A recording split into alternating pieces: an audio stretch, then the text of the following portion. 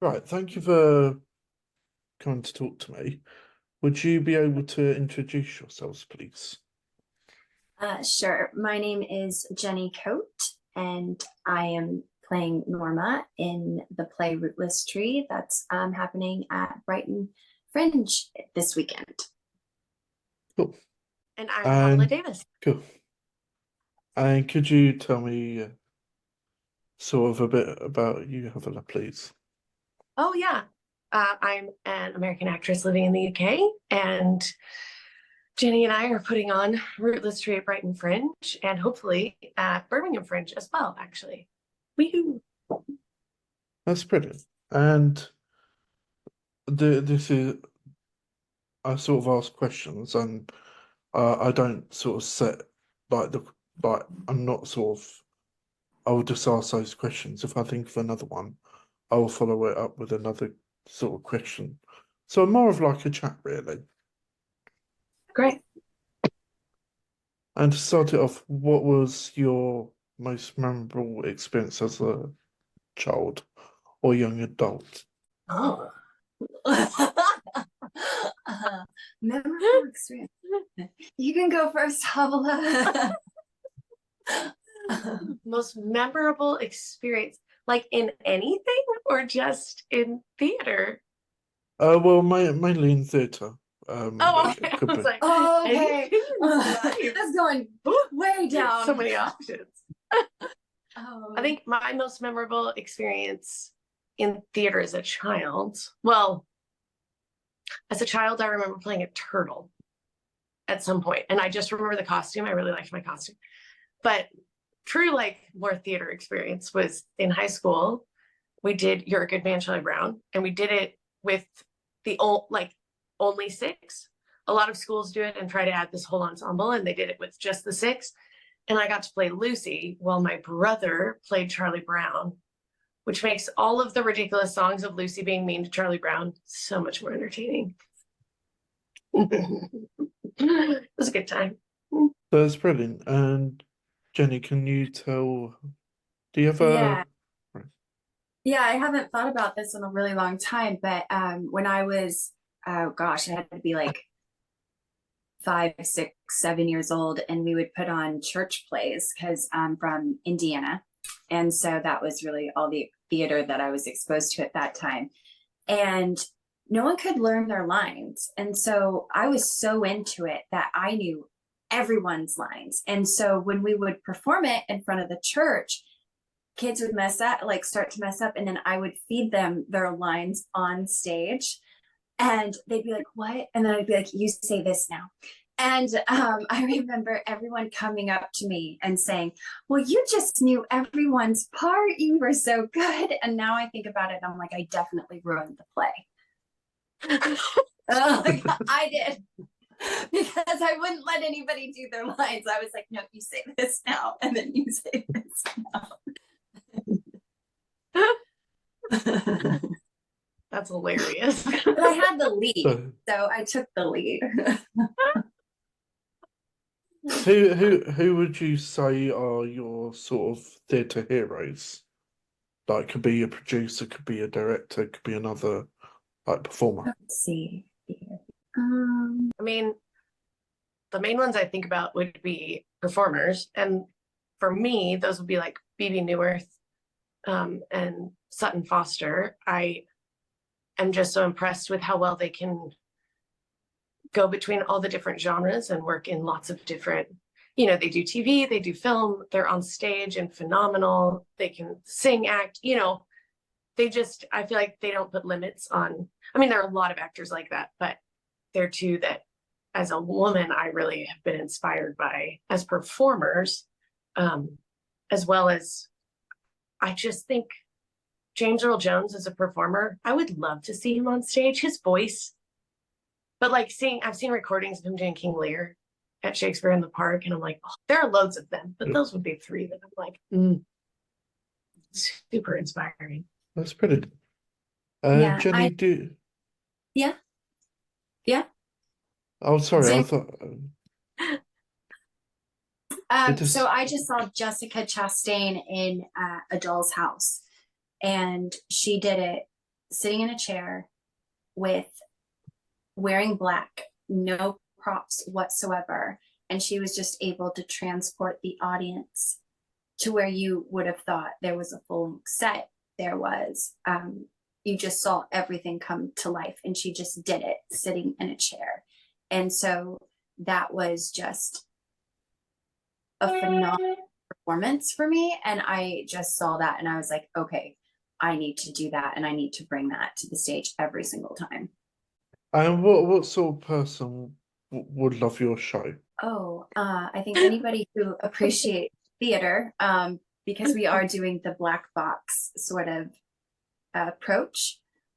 So hopefully someone can really see and be transported by our performance in that manner in which I was just talking about. And then I think women would appreciate this. It's a story about two women and understanding their struggles, and or anyone who appreciates women's stories. yeah. Yeah. Definitely.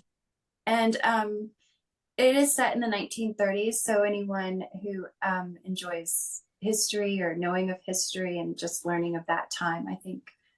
And it's just lightly surreal as well. Mhm. So people who are willing to have something that isn't just cleanly, we go start here and we go here, and there's a nice, perfect little narrative arc and all of that. Like, it's just a little bit outside of place and time. There is place and time, but at the same time, it's not totally clear cut, which is great fun to perform. Also more challenging. Yeah.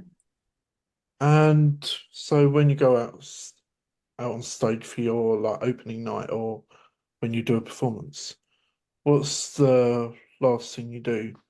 Like, I know some people who will do a huddle and have a like a sing along or something like that. Is there do you have any sort of traditions that you both do? I would say my process is that I always check my props and make sure everything is set there. I like to be ready. I'm more, I just like to come into the space. I know everything's done, and then I just sort of take a breath. And then right now it's just Havilah and I in this show. So we don't really do like an energy boost, but if in a bigger cast, I do like to do more of those getting the energies up. So we might do like we start really small, and then we just spell energy, and then you go into it really, really big. You go, you know, E-E-E-R-E-G-G, you know, and like you just like get, and then it's like E-E-E-R-E-G-G. Yeah. All right. So we get really into it. So just to get the blood pumping, I do like to do that before the show, but I think we're going to be a little bit more low key. A little weird with just two of us. Yeah. We might like go over our lines. Like we just might prep a little bit and get in like our zone. So you said like you're and for this show we have 15 minutes. There you go ahead, sorry. There seems to be a delay. Sorry, it's probably my Wi-Fi. Oh no, now everybody's frozen. So sorry. Okay. So what sort of thing do you do when you're sort of like rehearsing it? What's your sort of rehearsal process for the show?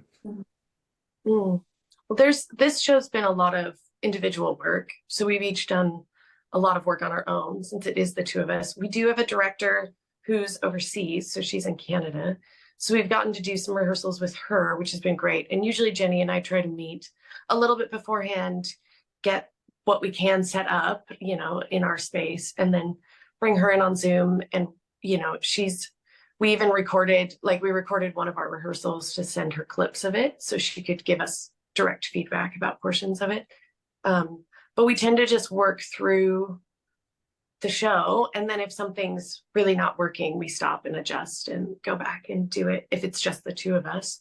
But I'm so thankful we've had a director, even one on Zoom. Like, she's been incredible for helping us, you know, helping give things that are outside, because you think what your first choice is obviously the right one, and then she'll be like, try it this way, and it's like, Oh, I think my favorite, we did a bit from early on in the show, and we'd both been playing it pretty similarly when we'd run it together. And then Rebecca had us try it this one way, and it totally changed how Jenny said a line. And I was like, that is infuriating when you said it that way. And it brought this whole other reaction from me just based off of what she'd adjusted. And I was like, oh, didn't expect such a visceral response there, which is great.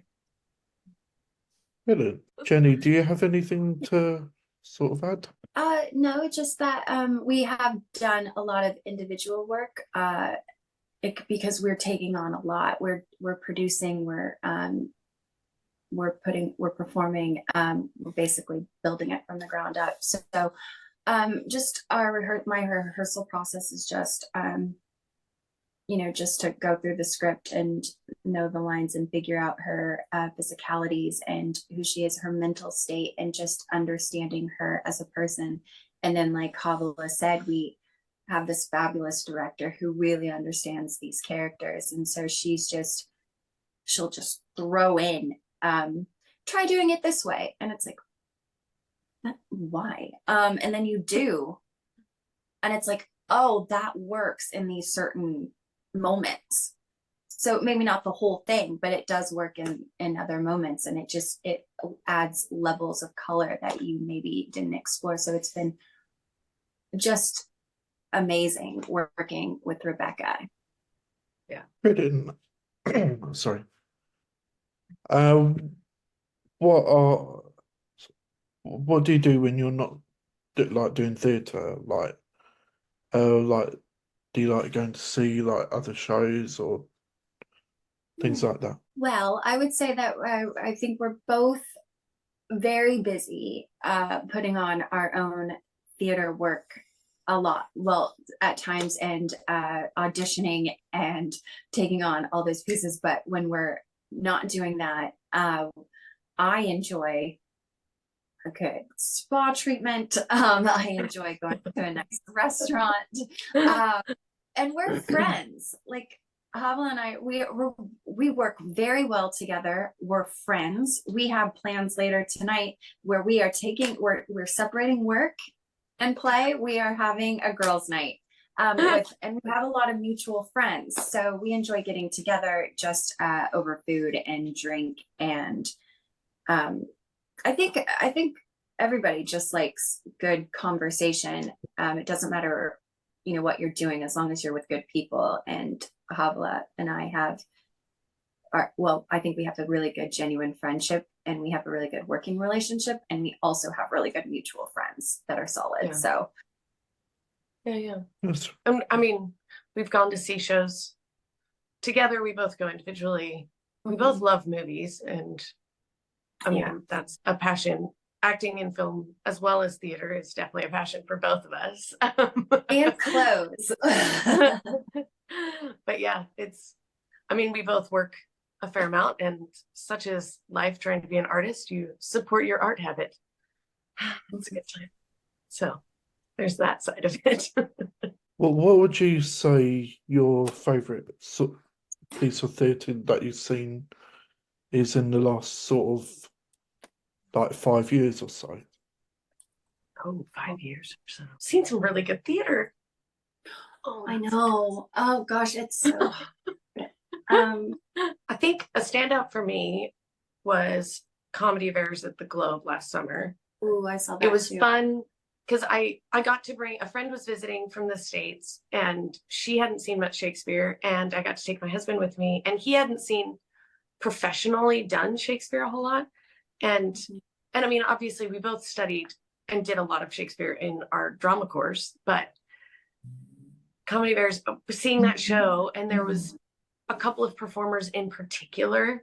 One of them, and my husband had done acting when he was younger, like he was working professionally as a kid, but he saw one of these performers and he was like, if I'd known that I could do that as a professional actor, he's like, I probably would have pursued acting, but I didn't even know that was, that kind of performing was an option, because the actor was multi-rolling. His characters were so different, hilarious, so much fun. And so the whole experience, I think, was a big part of it, of introducing other people to something I really love and seeing a fabulous production. Oh, and being so close to the actors, you're like right at the stage and they talk to you. You're like, it's great. That was for me. Really? Jenny, what was yours? I would definitely throw in, I mean, Jessica Chastain she was great with the black box theater again. No props, nothing. You transport an audience with just sitting in a chair. It was phenomenal. But then I also saw Jodie Cromer in a one-woman show. And then I also saw Billy Kudrup in a one-man show. Completely different pieces, but they really I didn't know how to do a proper. I thought you had to do a one-woman show where you played all these multiple characters like Billy Kudrup does in Harry Clark, and it is the funniest story. It is so great. My computer just fell. I'm just gonna hold it. Good choice. Good choice. I'm just gonna hold it. But yes, if you can see a really well done, person performance. Jodie Cromer, again, she does take on the other characters, but she doesn't do it in the same way, and where you had to change your physicality or change your voice or mannerisms. It was just constant working, and that story is very powerful. Full discretion advised if you're not comfortable with sexual violence, don't go see it. But just really was a true example of how to put on a good one-woman show, and I didn't know how to properly do that before. That's brilliant. So I'm coming to the end of my chat now. I'm nearly finished all my questions now. Okay. So if people were to find more about your production, where can they see it? Do you have social media, website? Can you We have tell me social about media. We have Instagram and Twitter. We do. Not Twitter, X, whatever it is. It's still Twitter in my head. Yeah. So you can find us at Untangle This Productions, and that's on Twitter and or X, like she said, and on Instagram. And then and on Instagram, I think it's Untangle_This Productions. I think we have an underscore there. Joyce. And then tickets for Rootless Tree are happening this Saturday and Sunday, and you can get those at the Brighton Fringe website along with the Rotunda Theater website. And all of that is linked in our Twitter and Insta. You can just Google Rootless Tree Brighton and we pop up as the first one. Brilliant. Yeah. And finally, can you sort of describe your show in 3 words, and why they should see you? 3 words. Ooh. I mean, if I was using just 3 random words, not trying to turn them into a sentence, I think 3 words would be like intriguing. Wait, I had 3: intriguing, dissonant, and love. Actually, those would be 3 I would just use for the show. For the show, yeah, it's hard for the show, or why they should come and see it. I guess Or why you should come and see it. Fun, fun, dramatic, insightful.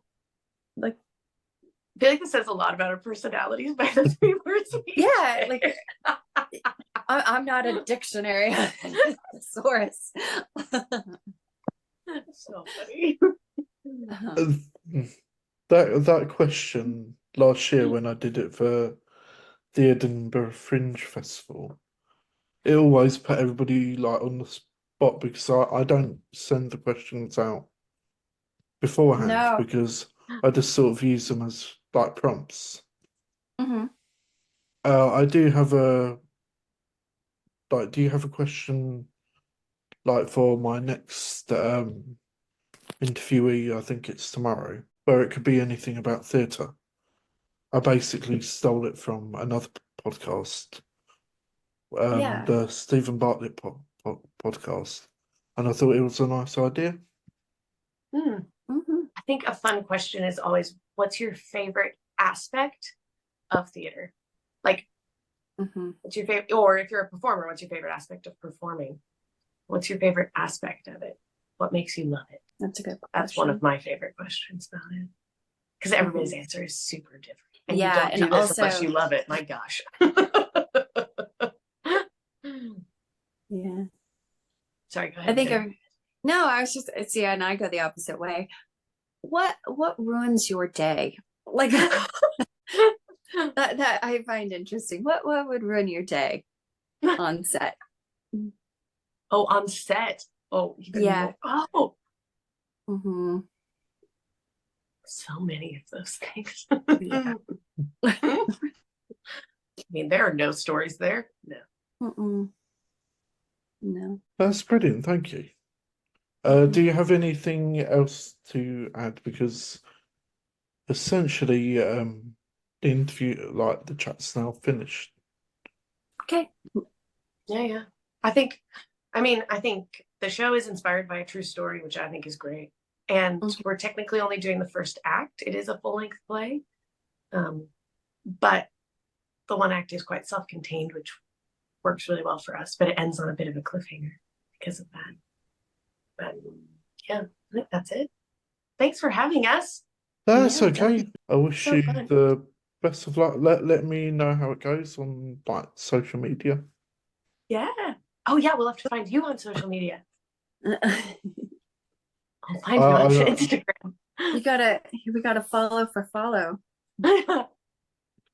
That's fine. I'll do that after this, Okay. and hopefully I should be able to get the interview out sort of Wednesday, Thursday time. Hopefully. Amazing. I also work 2 jobs plus do this and do so it's See? good fun. You understand the hustle. Yeah. But 1,000 jobs. Oh, such a good time. It's amazing. Well, thank you so much. that's okay. Hope you have the best time of the weekend, Yeah. and I'll see you and speak to you soon. Awesome. Thanks so much. Bye. Tim. For having us. Bye. Bye. Bye.